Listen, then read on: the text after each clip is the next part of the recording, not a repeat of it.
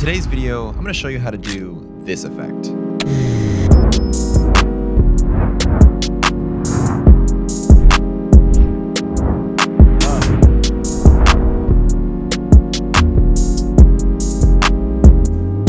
I'm shooting today with the good man Cody, and we're shooting this on a gimbal. Today we're using the FX3. You don't need to use a specific camera. You can do this on your iPhone. You can do this, a lot of people use the 360 cameras. We're gonna shoot two versions. We're gonna shoot a horizontal, we're gonna shoot a vertical for reels. The best key is to use a really wide lens. We're using the typical 10 to 18 today, but anything wider than I'd say like 24. 24 might be like the tightest that you could go, and I think it'll look cool. So let's hop into it. All right, so we just want Cody, his head following us the whole movement. We're gonna do a couple different movements here. So the first one coming in, and the key is to try and stop as still as possible on him.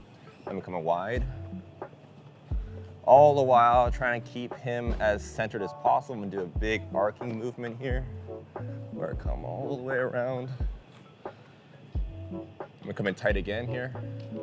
I'm gonna come low. I'm gonna go a little bit wide again. Come tight again. We do 360 and tight, and I'm gonna come wide.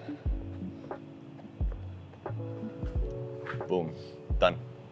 It might take you a couple different tries because as you're moving, you might have noticed that some of the movements, when I ended up on Cody's face, they weren't super stable just because I'm on the FPV mode. That's where in post, you might need to track it a little more, make a couple more adjustments. But the real key is to just try to keep your movements as fluid as possible. When you speed ramp it, it really won't make too much of a difference, and the final product you'll get will be really sick. So let's hop into the edit, let's hop into Adobe Premiere Pro, and I'll show you exactly how to speed ramp it.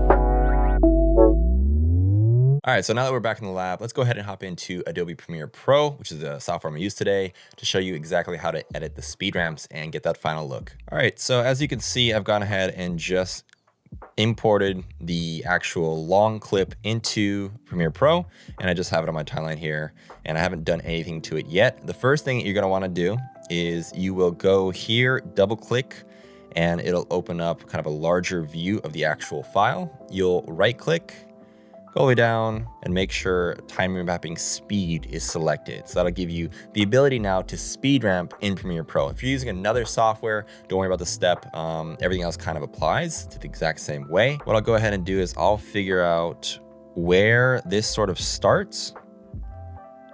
And notice that I've kind of figured out it started about here. I'm gonna go ahead and keyframe the speed ramp. So I'll add a keyframe here.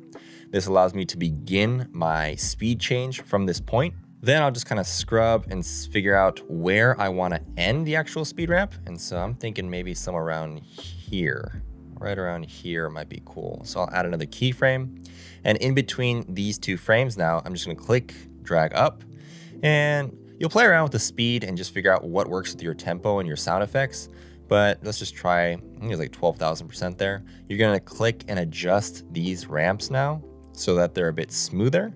And the other thing is, as you click here, you can now click, drag, and you can ramp, so it'll slowly increase up to that top speed there. So it'll kind of speed up and then speed back down.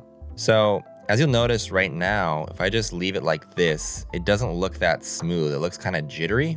So once you've kind of adjusted your speed to your liking here, the next step is in other programs, you don't need to do this step. You can automatically just click or toggle on motion blur, for instance, in After Effects. But for Premiere Pro, that currently isn't a feature. So what I'll go ahead and do is I'll add an adjustment layer, crop it just to the amount or the area that I want this motion blur to occur. And what I'll go ahead and do now is I'll add a plugin called RSMB. You can also do this manually. You can add Gaussian blur or Gaussian blur manually, just keyframe it into this section. But what I like to do is just add this plugin. I talk about it all the time. It's just a great little plugin to add. And now we've gone from this wide shot, and as you notice, the actual regular footage is just a slow, steady movement towards Cody. But now we'll have this cool zoom into him. And then we'll start the second movement. Maybe I want to start, I don't want it to stay too long on this specific scene here. So let me figure out where my second movement will end. this really long, wide shot I had here. So let's say it ends about right here. Same thing, I add another keyframe. In between, I'll click and drag this up because it's kind of a longer clip. I'll have it maybe a little bit faster this time, maybe around 2000%. Again, click and drag.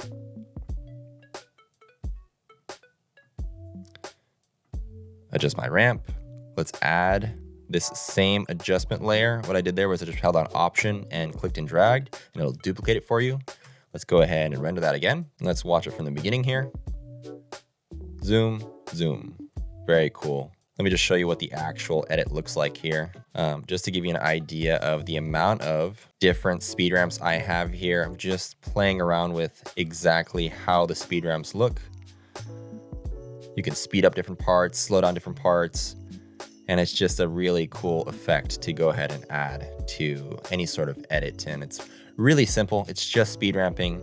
And the key here is if it's not very stable, you can always go ahead and nest this clip and add something like warp stabilizer, and that'll help keep your footage more smooth and not as jittery. But really, if you nail it in the actual in camera while you're filming, then this process should be really smooth sailing for you. So yeah, that was a quick and easy, I guess, FPV style tutorial on a special effect that you can do in camera. You can use, again, any camera. You can use an iPhone on a gimbal. If you're really good at handheld stuff, you could even try and do this handheld with an iPhone. Or again, I used an FX3 or a Sony a7 IV or an a7C II or anything that fits on your DJI gimbal or any gimbal that you use. As long as you have an FPV mode where you can go in and do different movements, then you can create this really cool effect in any software and any camera. If you like this style of content, I actually have a full-length course called The Odyssey, where I talk about everything creative, everything content creation, tips and tricks, and also how to make this into a full-time business. So if you're interested in that, please check the link down below.